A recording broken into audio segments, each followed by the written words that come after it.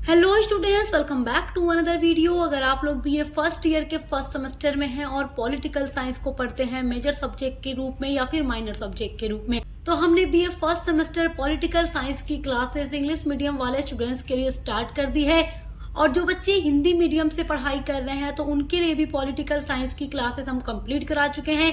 Political science के अलावा हर एक सब्जेक्ट की क्लासेस हिंदी मीडियम और इंग्लिश मीडियम सभी में चल रही हैं, ताकि दोनों ही बच्चे अपनी तैयारी एग्जाम की अच्छे से कर सकें।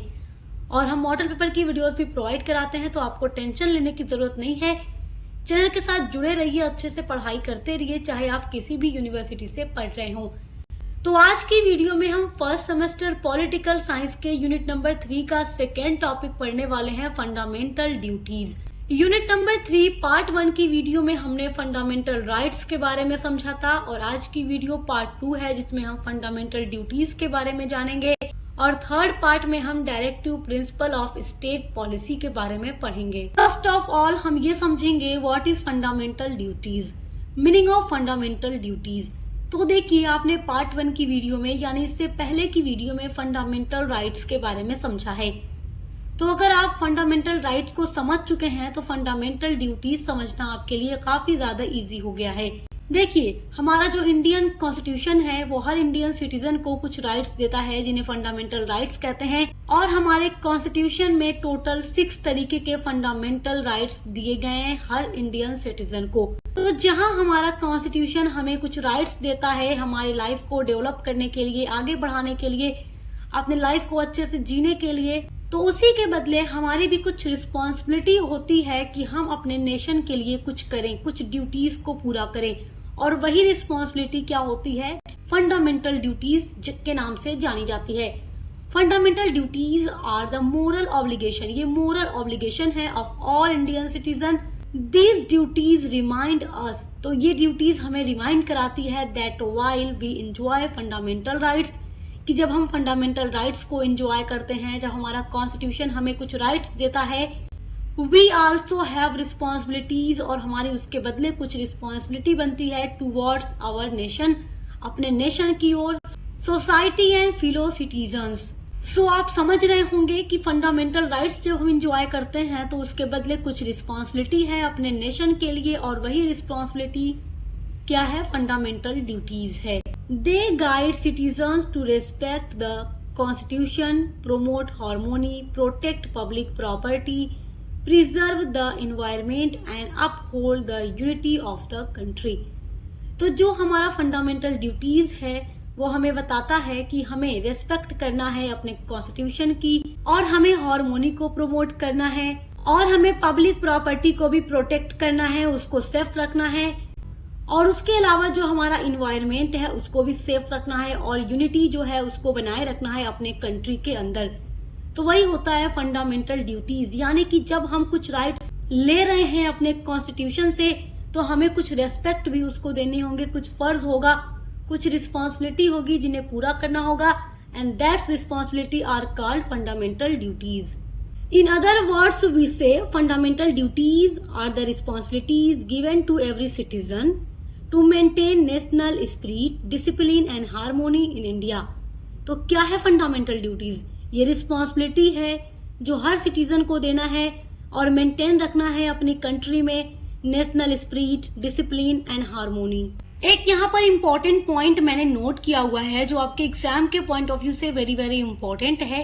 एक क्वेश्चन एग्जाम में पूछ देता है कि फंडामेंटल ड्यूटीज किस कमिटी से रिलेटेड है। तो फंडामेंटल ड्यूटीज जो है हमारे इंडियन कॉन्स्टिट्यूशन में जो हमें दिया गया है वो रिलेटेड है स्वर्ण सिंह कमिटी से।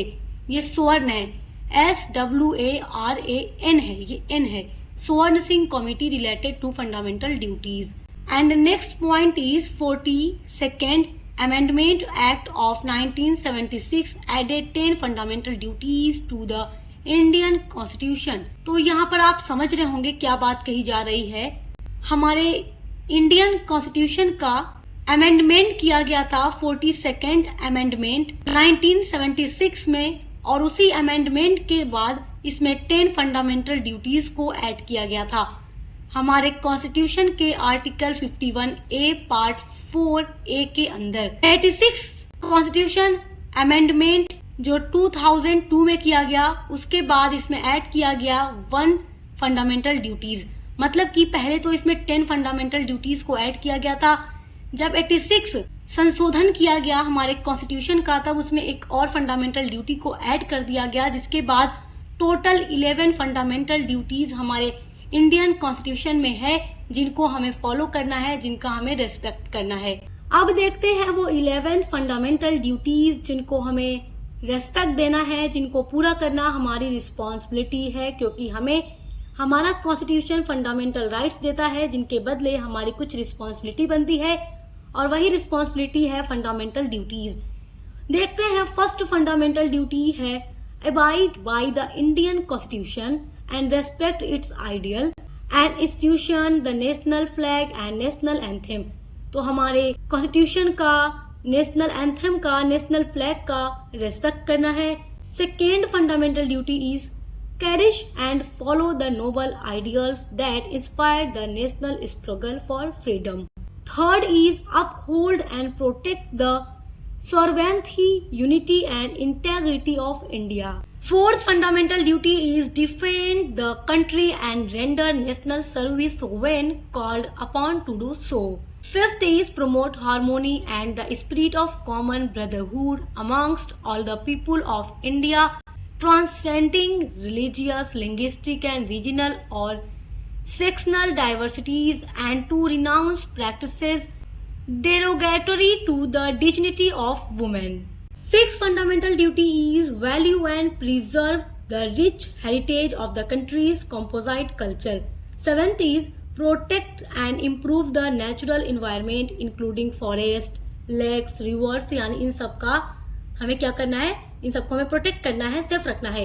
फॉरेस्ट है, लेक्स है, रिवर्स है, वाइल्ड लाइफ है, and to have compassion for living creatures. Eighth fundamental duty is develop scientific temper, humanism and the spirit of inquiry and reform. Ninth is safeguard public property, यानी public property को safe रखना है, and abjure violence, और violence से दूर रखना है। Tenth है strive towards excellence in all spheres of individual and collective activities so that the nation constantly rises the higher levels of endeavors and achievement. And the last fundamental duty is provide opportunities for education to his child or ward between the age of 6 and 14 years. जो 6 year और 14 year के बच्चे होंगे उनको education provide कराने की पूरी opportunity दी जानी चाहिए, दी जाएगी। तो ये जो 11th वाला फंडामेंटल ड्यूटी आप देख रहे हैं, ये लास्ट में ऐड किया गया है 2002 का, जब संशोधन किया गया संविधान का, तब तो ये लास्ट में ऐड किया गया। तो आई होप कि ये 11 फंडामेंटल ड्यूटीज आप अच्छे से समझ के होंगे। अगर आप इनको हिंदी में भी जानना चाहते हैं तो हिंदी मीडियम में क्लासेस अपलोड है, प्लेलिस्ट बनी हुई है, आप चेक करके वहां से समझ सकते हैं। अब मिलते हैं अगली वीडियो के साथ।